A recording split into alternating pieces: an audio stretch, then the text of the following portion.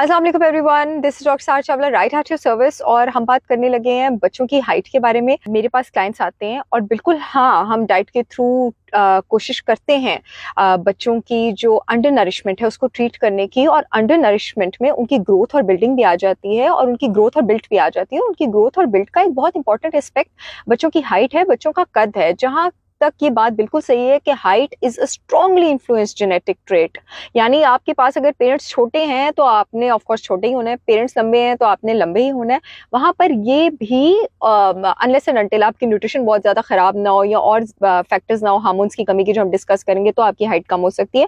वहां पर ये भी एक फैक्टर है कि अगर आपकी न्यूट्रिशन प्रॉपर नहीं है और वो न्यूट्रिएंट्स प्रॉपर नहीं है और उन हार्मोन्स को प्रॉपरली नरिश नहीं किया जा रहा आपकी बॉडी में, जो हाइट में इंपॉर्टेंट रोल प्ले करते हैं, तो आपके जीन्स ने, आपके डीएनए ने, आपके जेनेटिक इम्प्रिंट ने जितना सोचा हुआ था कि आपके बच्चे की हाइट होगी, आपका अपना कद होगा, वो उतना नहीं जा सकता। यही रीजन है कि जब मेरे पास क्लाइंट्स आते हैं तो उनके बच्चों की हाइट जो है 1 महीने में 1 इंच बढ़ जाती है, तो वो कोई जादू नहीं हुआ होता, वो उन न्यूट्रिएंट्स की उन लोगों में कमी थी, उन बच्चों में कमी थी। वो जब आइडेंटिफाई किया गया, कॉज को आइडेंटिफाई किया गया, उनको दिए गए, तो हाइट बढ़ना शुरू हो गई। अब द थिंग इज दैट कि आपके पास हाइट को 3 हार्मोन्स इन्फ्लुएंस करते हैं जिसको नरिश करना बहुत ज्यादा जरूरी है, जिसमें आपका एक ग्रोथ हार्मोन है जो पिट्यूटरी ग्लैंड से निकलता है, लिवर के थ्रू एक्ट करता है। एक इंसुलिन लाइक ग्रोथ फैक्टर है जो कि अगेन ग्रोथ हार्मोन से बहुत स्ट्रांगली इन्फ्लुएंस होता है। और तीसरा है आपका थायराइड हार्मोन। वो सारी चीजें, वो सारे लाइफस्टाइल और वो सारे न्यूट्रिएंट्स जो इन तीनों हार्मोन को नरिश करते हैं, अगर वो प्रॉपर होंगे या इम्प्रॉपर होंगे तो आपकी हाइट जो है उस पर इसके डायरेक्ट असरात आएंगे।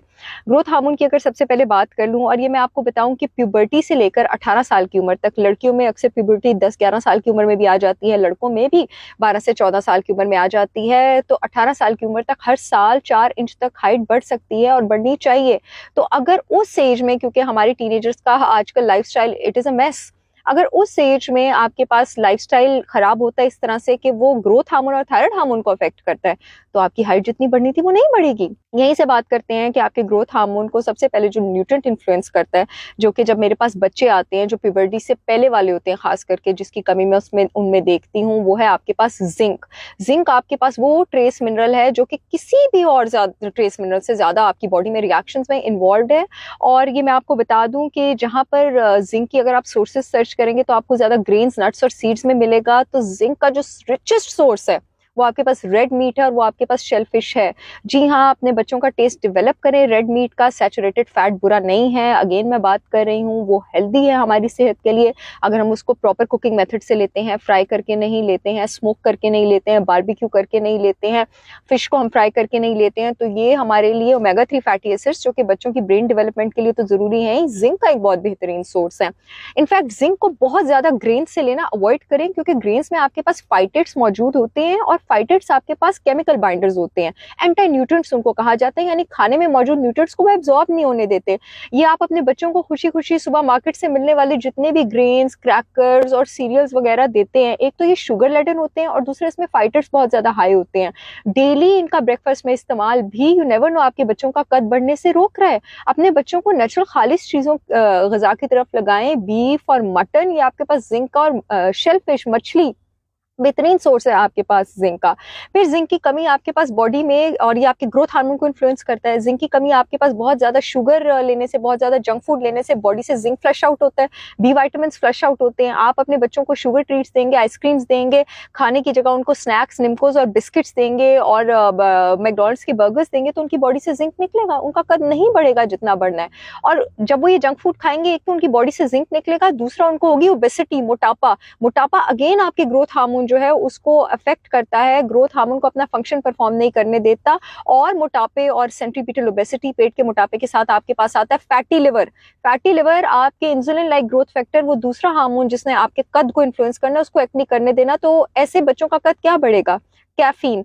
आजकल मुझे याद है, मैंने अपनी चाय का पहला कप, आप कहेंगे डॉक्टर साहिबा आपके हाथ में तो चाय है, तो डॉक्टर साहिबा तो 35 साल की हैं।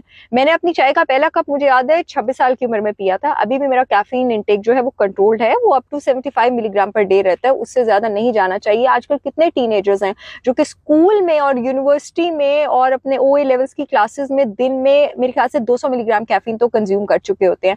चाय की तरह वो उसको ना भी कंज्यूम करें तो एनर्जी ड्रिंक्स की फॉर्म में वो उसको कंज्यूम कर लेते हैं। ये आपके ग्रोथ हार्मोन को बढ़ने नहीं देता, कद को बढ़ने नहीं देता। स्मोकिंग, अनफॉर्चुनेटली इस बात को बेशक कितना भी कंसील किया जाए, बहुत सारे टीनेजर्स की एक बड़ी तादाद स्मोक करती है, वो भी आपके ग्रोथ हार्मोन को एक्ट नहीं करने देता। और लैक ऑफ स्लीप, ये जो बड़ा ही मैं कहती हूँ गंदा कल्चर हमारे यहाँ पे आ गया रातों को जागने का। मुझे नहीं पता वो कौन सी तरक्की है जो रातों को जाग के होती है, वो कौन सी मेहनत है, वो कौन सी कामयाबी है जिसके लिए रातों को जागने की जरूरत है। आप अल्लाह ताला ने रात आराम के लिए और दिन काम के लिए बनाया है। आप फजर के टाइम उठे, अल्लाह ताला की नेमतें बरस रही होती हैं उस वक्त, और आपका ग्रोथ हार्मोन को भी रात को काम करने का मौका मिल गया होता है, एड्रिनल ग्लैंड को रिपेयर करने का मौका मिल गया होता है। तो प्लीज अपने बच्चों में शुरू से आदतें डालें, हो सकता है तो उन पर जरूरी सख्ती करें टीनेज में कि वो रात को जल्दी सोएं, ताकि उनका एड्रिनल ग्लैंड भी रिपेयर हो, उनका ग्रोथ हार्मोन भी काम कर सके और उनका कद जो है वो प्रॉपर बढ़े।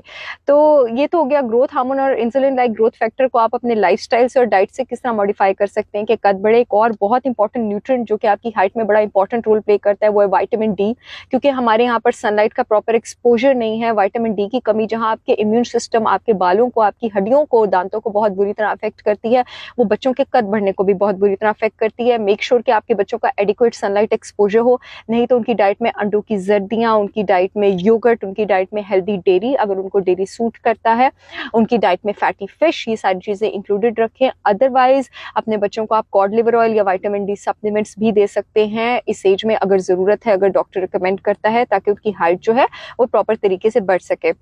Last but not the least जिस चीज के बारे में मैं बात करना चाह रही हूँ वो मैं बात करना चाह रही हूँ थायराइड हार्मोन।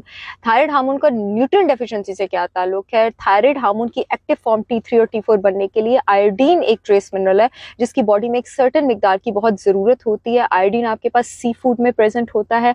अपने बच्चों को सी फूड की हेल्दी अमाउंट दें। हफ्ते में जब उनकी ग्रोइंग ईयर्स हैं बेशक 3 बार आप उनके डिनर में सी फूड इंक्लूडेड रखें, ताकि उनको जिंक और आयोडीन की कमी ना हो और उनका कद जो है वो सही तरह से बढ़े। तो हमारी डाइट चार्ट कोई जादू नहीं करते हैं, हमारे डाइट चार्ट्स या मैं बहैसियत डॉक्टर आपके रूट कॉज की तरफ जाती हूँ, उसको आइडेंटिफाई करती हूँ कि क्या वजह है जिसकी वजह से नशूदनुमा में कमी है। और जब हम उस चीज़ को डायग्नोज कर लेते हैं और उस हार्मोन को ठीक करने वाले मिनरल्स डाइट में देना शुरू हो जाते हैं, तो बस वो पेशेंट्स खुश हो जाते हैं माशाल्लाह कि उनके बच्चों के कद बढ़ रहे हैं। जिन लोगों की रसाई मुझ तक मुमकिन नहीं है, मुझे उम्मीद है कि वीडियो उन लोगों के बहुत काम आएगी। मुझे अपनी दुआ में याद रखिएगा। मैं इंशाल्लाह आप लोगों से फिर मुलाकात करूंगी विद अनदर इंफॉर्मेशनल वीडियो। तब तक के लिए अल्लाह हाफिज।